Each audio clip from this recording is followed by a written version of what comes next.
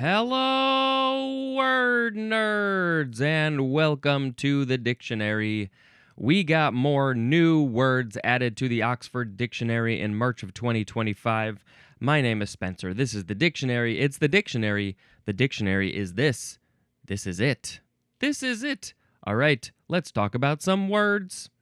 The first word is gatvol. Gatvol. Gatvol, gatvol, gatvol, gatvol. This is an adjective, and it is having had enough of a person or situation. I've had enough of this person or this situation. Also, extremely annoyed, unhappy, or bored, especially with a state of affairs that has persisted for a long time. Ellipses. If you don't understand this ellipses thing, go listen to the first of the pre-G words. The pre-G bonus episodes. I'm just done with this. I don't care about this anymore. I'm bored with it. I'm unhappy. I'm annoyed. This is a gatvol situation? How do you use this in a sentence? Gatvol is a slang word of Afrikaans origin. I looked it up. I went to the Google. Adopted into South African English, meaning completely fed up or having had enough of a person or a situation. For example, a South African might say, I am gatvol of this traffic. Where does it come from? From the Afrikaans word gat, G-A-T, meaning hole or belly, and vol, meaning full. So, like, my belly is full of this thing. Oh, I'm so gatvol over this food because in this literal situation, because my belly is full.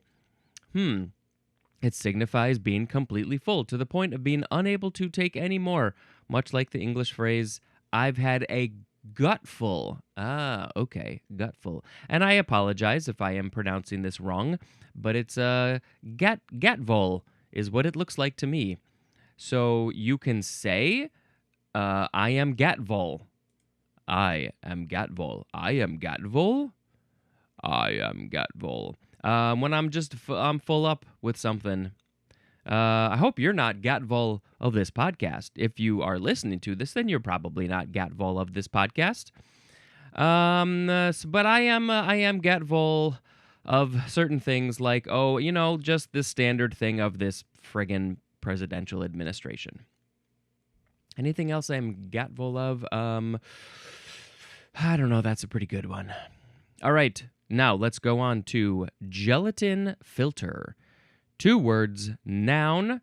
We are using this word in the photography and the theater world, and it is a light filter made from a translucent sheet of material, originally gelatin, and now usually polyester or polycarbonate, ... So there's more, but I think we got enough of it. It's a light filter, so it's some sort of filter that you put in front of your lights to give the light some sort of effect. Back in the day, it was made of gelatin, which is why it's called a gelatin filter. But now we're not making it out of gelatin. We don't need to murder animals and use their bones and stuff in the gelatin, which, if you didn't know, that is what is used in gelatin. But what does it do? Let's look up, what does the gelatin filter do? Why are people using this? A gelatin filter is a water-soluble filter used for capturing and culturing... culturing airborne microorganisms or for creating optical effects in photography. That dissolves after use. But I would suspect that here we go. So microbiology, that's one place where this is being used. Gelatin filters are used in devices like the MD8 air sampler to capture microorganisms and viruses from the air. But in photography, gelatin filters are placed in a filter holder, usually at the back of the lens, to apply effects to the image. They are lightweight, can be less expensive. Unlike glass, gelatin filters are delicate and difficult to clean. Best used for single use or careful handling. But it doesn't really say what sort of effect in photography it's doing. It's just optical effects. Maybe there are different types for different types of optical effects. If this is something you are curious about, you should go look it up further. Do some more research. All right, now we have gelatina. Gelatina. There's got to be some joke with Tina from Bob's Burgers, or like a gelatinous version of Tina would be a gelatina. Anyway, this is a noun, and it is a jelly made by boiling animal tissues or fruits. And a jelly of this kind is a gelatina. So yes, literally it says boiling animal tissues or fruits to create this sort of jelly that you can call a gelatina. It seems much nicer and fancier than just regular gelatin. Gelatina. Is this a new thing? That's why it's being added to the dictionary? Now we have Gen Alpha. Gen Alpha. Now they couldn't put in Generation Alpha because why would we say the whole thing? We just say Gen Alpha. This is two words. The first letters are capitalized. It is a noun, and it is a term used to describe the generation of people born between the early 2010s and the mid-2020s, and following Generation Z, noted in particular as ... So that seems like actually quite a lot of years for Gen Alpha. It sort of seems like the generations are getting shorter and shorter, which is maybe true, but I don't know. That seems like basically 15 years for Gen Alpha. So let's see. We got the baby boomers. They started in about 45 to, I think, around 1970. So what would that be? 20? That was like 25 years. And then we got Generation X, which I think is maybe starting in 70, 75 and going until, can my brain do this? 90 or 95 maybe, I'm guessing. We have a sub generation called Xennial, which I am part of, which is like 1977 to 1983. Because then we have Generation Millennial. I don't know if we ever say Generation Millennial, Gen Mill. We just say the Millennials. But I think they start around maybe 1990 or so and go until I don't know, 2000-ish. I don't really know the years. Maybe 85 to 2000.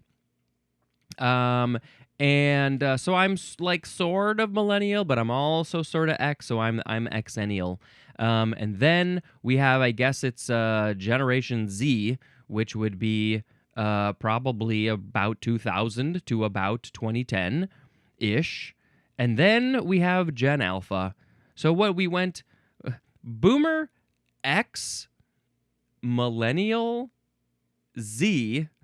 We skipped Y, I think. Did we have a Generation Y? And then we went all the way back to the beginning of the alphabet with the A's, the alpha. Got to use the Greek term alpha. So what's next? Is Gen Beta next? Which I guess would be the mid-2020s, like right now. Babies being born right now would be the next generation. We have no idea what they're going to be like anyway. Gen Alpha, those are the kids these days. I think my niece is definitely Gen Alpha because she was born at the beginning of that time period. All right, next. Is this podcast good for Gen Alpha? Probably not. Is it good for anybody? Probably not. Next, we have general practice, noun. It is a medical practice not restricted to one branch of the profession. The activities of a general practitioner typically specializing in primary care, ... They just know all the stuff. They just know a little bit about all the stuff. They are jack of all trades, master of none when it comes to medicine. I don't know how I feel about a doctor being not a master of a thing, but that's sort of the point of the general practice, the general practitioner, that they just know enough about all of the things that they can help you get started on your medical journey with whatever it is that you're dealing with. You got a cough, you got a, maybe not a broken bone necessarily, you want to go to the emergency room for that. But they're like, yeah, you know what? I have a pretty good idea of what you're dealing with. I'm going to send you to a specialist because I work in a general practice situation for the medical stuff. General practice. You know, your primary care physician is probably in a general practice. Next, now this is interesting. We have Generation Alpha. The full term, here we go, listed all out. Noun. It is a term used to describe the generation of people born between the early 2010s and the mid 2020s, and following Generation Z, noted in particular as ... And, that's the same definition as before, but maybe we should just look up Generation Alpha. What are the specifics? What are the key characteristics of Gen Al? Technologically savvy. They have grown up with technology. I mean, the last few generations have definitely grown up with tech. Diverse. Gen Alpha is the most diverse generation in history with greater diversity in race, ethnicity, and family structures. I am very confused by that. How is that even possible? Because, also, is this just an American thing? I don't think so. But it seems like it's a pretty worldwide idea of this generation, because there are people all over the world who have technology, and the kids in those places are probably very similar, depending on, I guess, class. That was class with a C. But most diverse? I'm not sure about that. Digital natives, very similar to technologically savvy. They are adept at consuming short-form video content, interacting with social media platforms, and even using AI for information and entertainment. Yeah, I mean, I guess this is where the world is going. There are some kids who are just not. They're like, no, I don't want to do any of that stuff. But yes, most of them, I guess, are like, yes, just give me 5 seconds of content here and 5 seconds of content here, and impacted by the pandemic. Well, everybody was, but they were very impacted because they were very young during the pandemic, and that affected them. That had a big effect on their sociality, being social.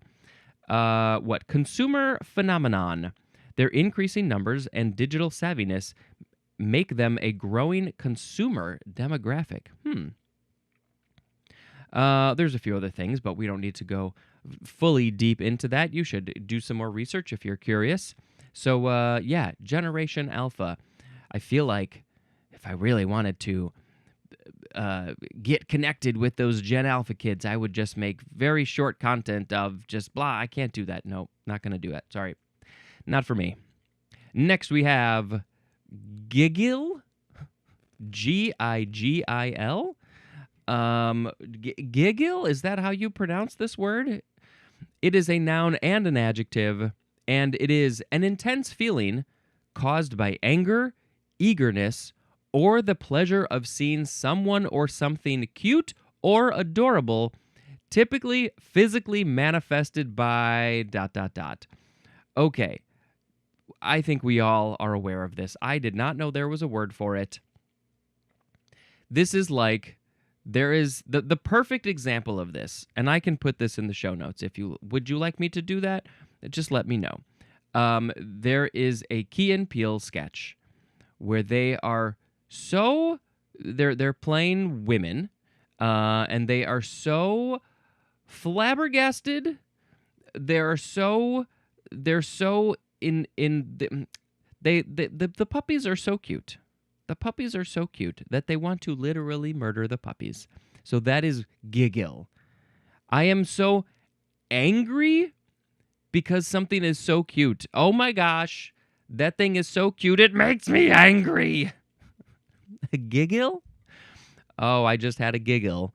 I'm feeling so giggled today because the animals are so cute. It makes me angry. Oh boy, giggle. I don't know how to use this in a sentence. Use it in a sentence, please. Giggle? Okay, giggle. Next we have Grawlix. Grawlix. This is a noun, and it is a random string of typographical symbols used in place of an obscenity, especially in comic strips. So, examples of these typographical symbols would be the percentage sign, the @ symbol, the money symbol, the ampersand, the asterisk, and the exclamation mark, which I often just call the bang symbol. Somebody told me that. So yes, in comic strips, when they want to swear or they're so angry it's like they're swearing, they just put a bunch of those symbols above the numbers on the keyboard, and that's called Grawlix. And I feel like maybe I've heard of that term before, but definitely this is not part of my day-to-day life. So I don't know. I think maybe we should just use this verbally, even though this is a text thing. I think we should say Grawlix instead of swears. Oh, Grawlix. I'm so giggle Grawlix. Next, we have Guanabana. I'm just going to say that's how it's pronounced. It could be Guanabane. No, it's probably Guanabana. It's really just spelled like it sounds. Noun, and this is the large, fleshy fruit of the soursop tree, Annona muricata, which has a prickly dark green skin and white pulp with a sweet, slightly acidic ... I'm going to assume flavor is the next word in that sentence, and I got to look up a picture of a guanabana. Oh boy, this is a fun word to say. I guess it's also called soursop because it said it's from the soursop tree, I think. It's also called graviola. Another similar name would be Guyabano, Guyabano,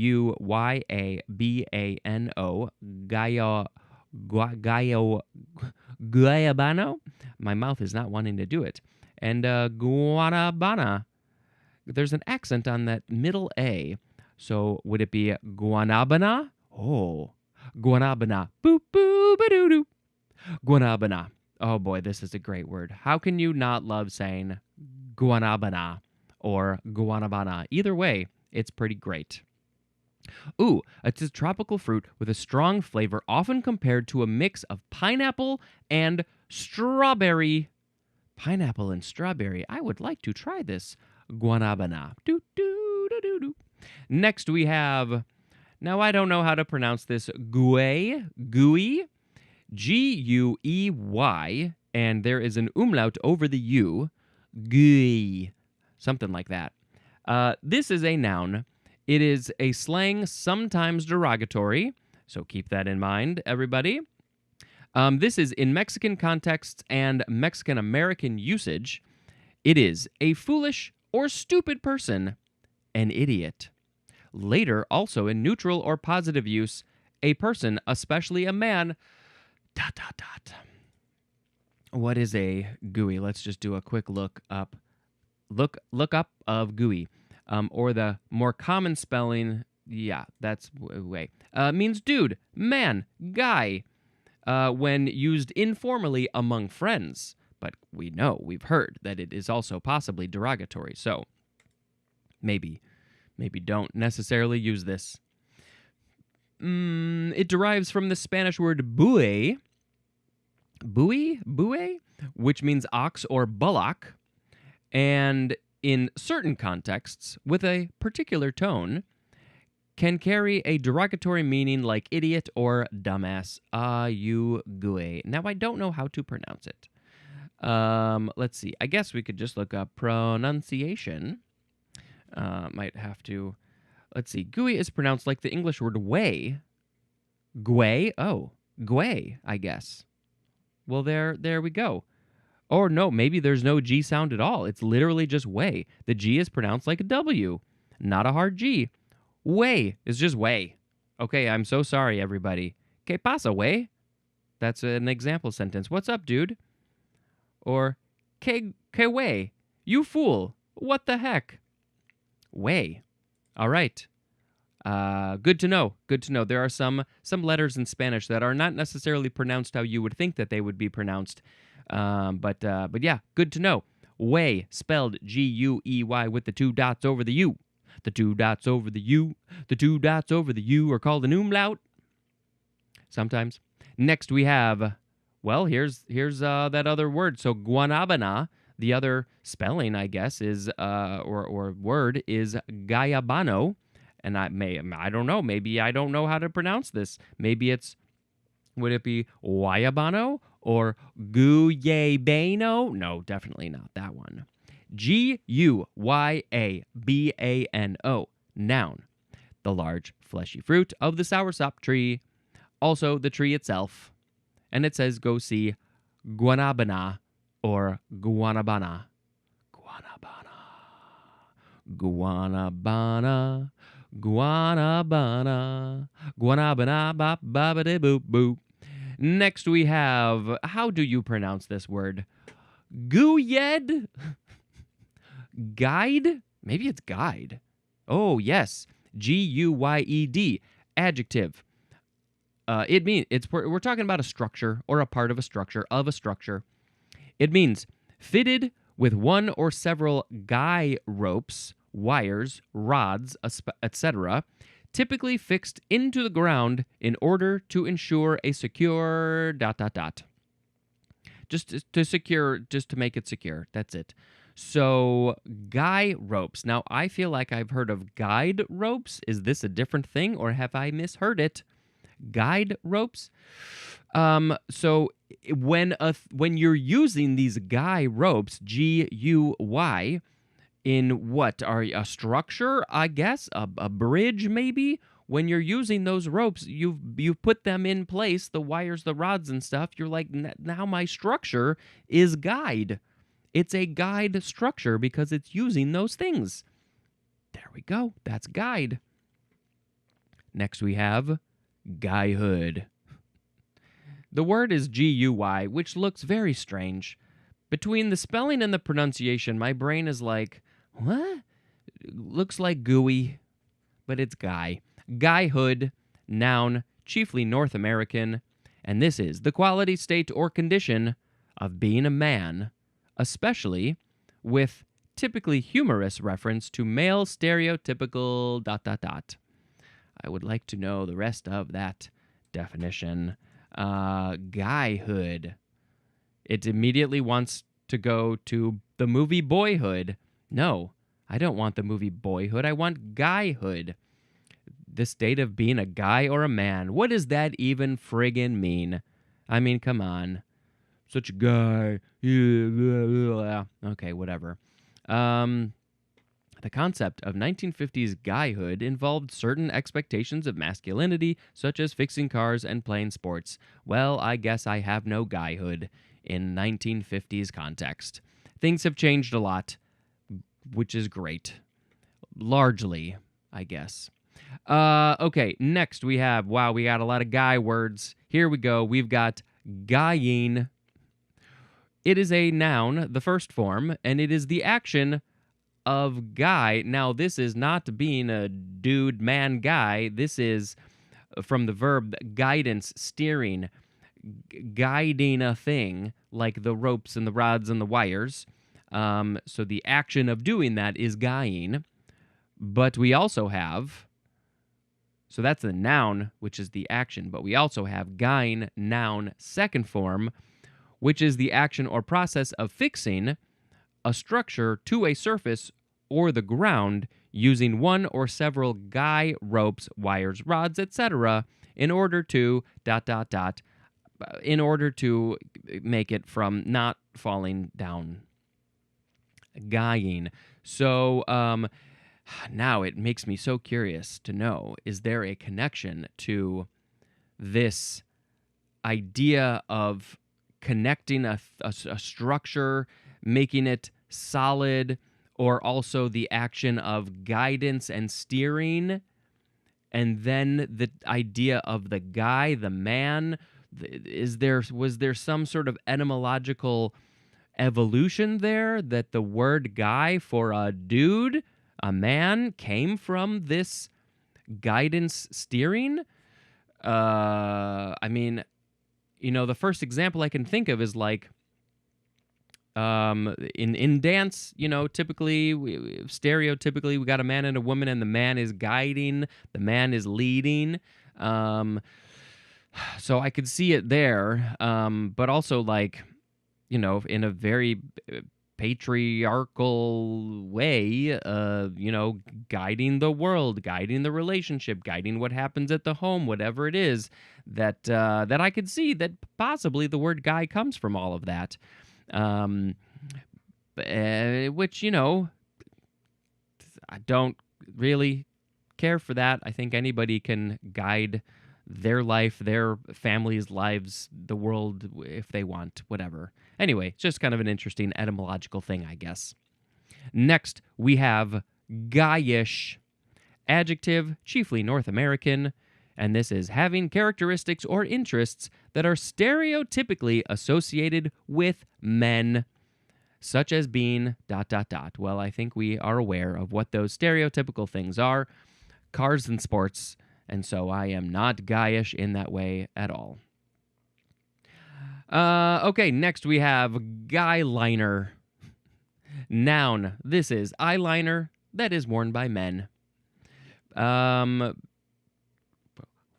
Why you gotta call it guyliner? I mean, that's like they're guy wipes and other things that are made for men, but they're exactly the same as the other stuff, really? I don't know. Maybe there's less scents. Maybe typical guys want less smells. But yes, guyliner, eyeliner that is worn by men. Eyeliner is stereotypically such a feminine thing. What I'm getting at is there's such a meeting of worlds here that seems so that don't seem to work well together. The very stereotypical male and female. Obviously I do not agree with this idea at all. I am all for guyliner. If you want to wear guyliner, that's fine. It's just an interesting idea of the very feminine and the very masculine coming together to create this idea of guyliner.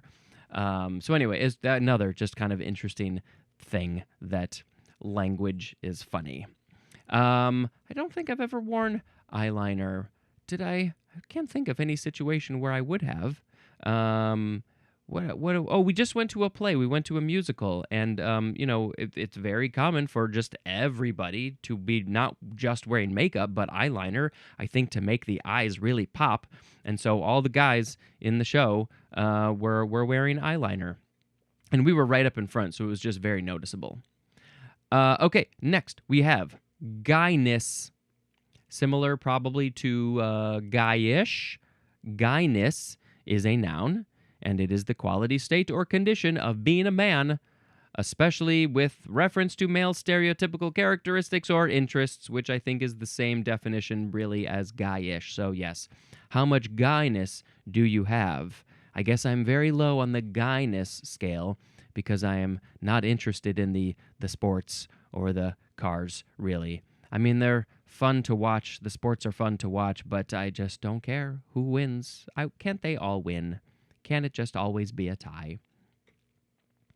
Okay, next we have hard. No. This is half-boiled egg. They tricked me. This is half-boiled egg. It is a noun, and this is in Malaysian and Singaporean cookery. It is an egg which has been cooked briefly in freshly boiled water such that the yolk and the white remain runny. And then there's a ... half-boiled egg. We are going to look this up, and I'm very curious. Oh, and I spelled boiled wrong. Anything else to say? Because of the ... I just wanted to learn a little bit more. It's also just known as a soft-boiled egg instead of a hard-boiled egg. So I guess some people just like to say half-boiled. Cooked just long enough for the whites to set while the yolk remains runny or custardy. It's got that more gelatinous consistency, I guess. Texture can range from a very runny yolk, about 4 minutes, to a softer, jammy consistency, around 7 minutes. To be honest, I don't know how long you cook a hard-boiled egg for. I watched a movie last night, and it takes place in the 70s, and there was a guy who was making hard-boiled eggs, and I was thinking to myself, Spencer, have you ever made hard-boiled eggs? I don't believe so. Let's just look up, because you probably already know this, how long to cook hard-boiled eggs. Thanks for the filling in. Hard-boiled egg should be cooled in an ice bath for, well, that's not. Cooled in an ice bath for 10 to 15 minutes to stop the cooking process. Well, that would be afterwards. Oh, here's some pictures. This is a very wonderful picture because it looks like it will include the soft-boiled eggs. Yes, here we go. Okay, so this depends on your personal preference. Of course, it says 6 minutes for jammy eggs. Can you imagine going to a restaurant and say, "Can I have jammy eggs?" So obviously, and it shows a picture of the yolk and everything, and with the text next to it. Okay, so 4 minutes. It doesn't have text on how to describe the yolk, but we learned that it's a little bit, it's a bit runny maybe for 4 minutes. 6 minutes will get you jammy eggs. 8 minutes is mostly jammy, but some more cooked areas of yolk. 10 minutes is mostly cooked, but some jammy areas of yolk. And 12 minutes is fully hard-boiled eggs with a firm yolk. And I don't eat the eggs anymore, but this is a very interesting thing to know. And also the color changes. The 4 minutes is very orange, pretty orange, and the 12 minutes is pretty yellow. So I guess if you care what color your yolk is, then that's another thing that you can think about. All right, one more word for this episode. It's the word hoovering. This is a noun, and it is the action or an act of cleaning a floor with a hoover. And we should point out that this is the Oxford English Dictionary, which I believe is very British. And so they call all of the vacuum cleaners, they call them hoovers. And so if you are vacuuming, then you are hoovering in Britain. Oh, excuse me, I just have to go do some hoovering. I'm going to hoover up the glass that spilled on the floor. The dust. Anyway, hoovering. That's it. Okay. Oh, the next word that will be in the next episode looks very interesting.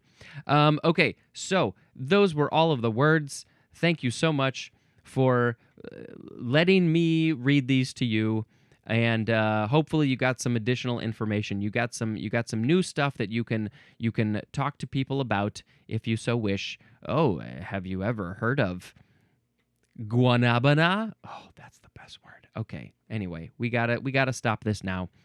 Until next time, this is Spencer dispensing information. Goodbye.